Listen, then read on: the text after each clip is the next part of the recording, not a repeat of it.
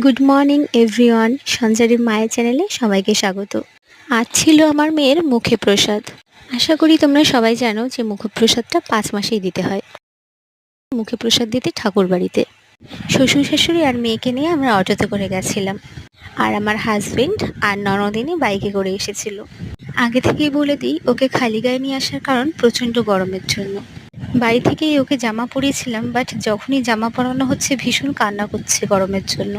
তাই বাড়ির সবাই বলল, বাচ্চা মানুষ, কোনো প্রবলেম হবে না, জামা ছাড়াই নিয়ে চলো, ওখানে গিয়ে যখন অনুষ্ঠান হবে তখন জামা পরিয়ে দিলেই হবে। আর আমাদের সবার কাছে আমার সোনার শরীরটাই আগে। আর ওইদিকে যিনি মুখে প্রসাদ দেবেন, উনি ওনার বাড়ির পুজোটাও সেরে নিয়েছে এই সুযোগে। আর ওনার পুজো হতে হতে আমরা সবাই মিলে একটু গল্প করছিলাম, আর অনেকবার চেষ্টা করছিলাম যাতে ও জামাটা পরিয়ে দেওয়া যায়। 2-3 বার জামাটা পরিয়েও ছিলাম, বাট যখনই জামাটা পরানো হচ্ছে এত গরম যে গরমে ও কিছুতেই থাকছিল না, শুধু কান্না করছিল। তাই ওর বাবা বলল, তোমরা নিয়ম পরে পালবা, আমার মেয়ের শরীর আগে দেখো, ওকে জামা পরানো লাগবে না, জামা ছাড়াই ওর মুখে প্রসাদ হবে। মুখে প্রসাদের নিয়ম নতুন জামা, নতুন মালা, সুতো সব পরেই মুখে প্রসাদটা হয়। কিন্তু ওর বাবা মেয়েকে এত ভালোবাসে যে মেয়ের কান্না 1 সেকেন্ডও সহ্য করতে পারে না। যদি জামা ছাড়া ওর মুখে প্রসাদ দিতে পারো তাহলে ওর মুখে প্রসাদ দিতে দেবো, নয়তো কান্না করিয়ে একদম দিতে দেবো না। আর ওইদিকে ওই পুরোহিত কাকিমার প্রায় পুজো শেষ। ওর বাবার একটু অনলাইনে কাজ ছিল, সেগুলো সেরে নিচ্ছিল আমার। তারপরে আমি যেহেতু মা, সেহেতু আমার পুজো দিতে হতো, তাই আমি ঠাকুরের পুজোটা সেরে নিয়েছিলাম। আর তোমরা জানো, এই ঠাকুরটা ভীষণ নাকি জাগ্রত। আজ পর্যন্ত যে যা মানত করেছে সবই নাকি পূর্ণ হয়েছে।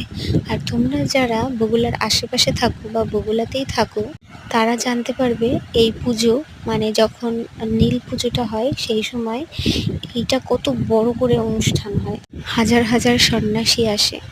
ওই কাকিমাটা আমার মেয়েকে কোলে নিয়ে মুখে প্রসাদের জন্য প্রস্তুতি করছে। প্রথমে চন্দন দিয়ে ফোঁটা দিয়ে দিল, তারপরে ঠাকুরকে যেভাবে মাথায় ফুল দেয় সেভাবে ফুল দিল, তারপরে একটু একটু করে 3 বার প্রসাদ আর জল দিল। এই মুখে প্রসাদ দেওয়ার কারণ, মুখে প্রসাদটা দেওয়া হয়ে গেলে এরপর থেকে আমরা টুকিটাকি কিছু ওকে মুখে দিতে পারবো। মানে অন্ন ছাড়া অন্যান্য যে কোনো জিনিসই খাওয়াতে পারবো, আর অন্নটা খাওয়াতে পারবো অন্নপ্রাশনের পর থেকে। আর উনি না অনেকটাই প্রসাদ মুখে দিয়ে দিয়েছিল। আমার ভীষণ ভয় লাগছিল যে গিলতে প্রবলেম হবে নাকি, বা কোনোরকম কোনো সমস্যা হবে নাকি। কিন্তু দেখি আমার মেয়ে এত সুন্দর চেটে চেটে খাচ্ছিল। তারপরে একে একে সবাই মুখে প্রসাদ দিল। ওর বাবা যেহেতু সপ্তাহে 2 দিন থাকে, তাই যখনই পারে মেয়েকে একটু চুমু খেয়ে নেয়। আমার ভিডিওটা